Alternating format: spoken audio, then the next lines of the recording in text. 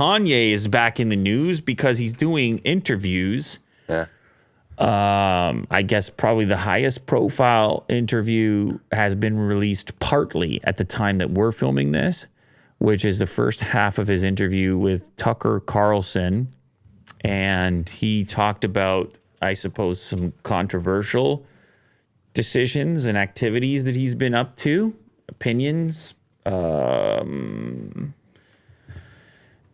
primarily a T-shirt he was wearing at Paris Fashion Week, I think it was Paris, in which it said White Lives Matter on it. He talked about how he moves, how he doesn't listen to Hollywood, how he thinks for himself, says what he wants and what he feels. He said he had a feeling about this particular shirt that he was wearing, that it would be funny.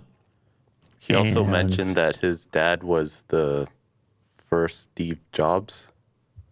I don't know that he said it exactly like that. I'm paraphrasing. I don't know that he said exactly like that, Will, but he did imply that his dad has a lot of good ideas, and apparently he shared the White Lives Matter T-shirt, or his dad saw it and wrote some text message back with laughing and also found it to be funny.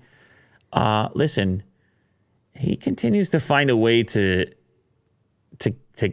get people's attention and to strategically move through the media landscape in such a fashion. It's always interesting to see where he pops up and what the most recent conversations about. He's also wearing a lanyard here with a picture of an unborn fetus on it, which I don't know if he wears this around frequently or if this was specifically for the interview. Other things I noticed, the set looks very similar to the last interview he did with, I think it was CBS or ABC or something. So I'm curious what this set is that people keep getting invited to. And I think you have to go to him these days instead of him coming to you, which is interesting to me.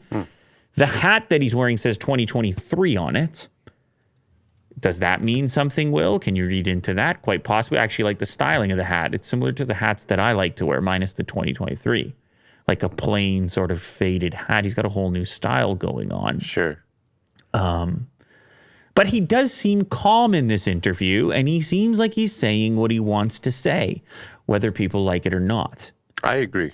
And so we have a second part coming up, I guess, tonight. It won't be yesterday at the time that you're watching this. Who knows what they're saving for the second part? You presume they go in there and edit it. Maybe it's even more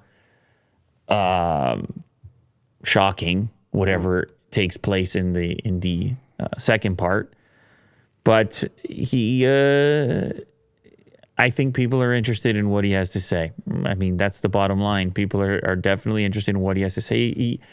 Regardless what you think about him, he has had insight and perspective that many others haven't had access to. I mean, he's been in the Hollywood machine in a way that, well, I don't know, maybe nobody ever has before, but certainly a very limited number of people. What is that worth? Well, that's up to you to decide, but there is certainly an experience and an insight there which is relatively exclusive. So people pay attention when these people like Kanye appear to be coming off in an unfiltered manner, in an unpolished manner, in a... maybe more long form? In a seemingly authentic to them manner. Like I said, regardless of whether or not you agree with the stance, people are compelled by those that appear to be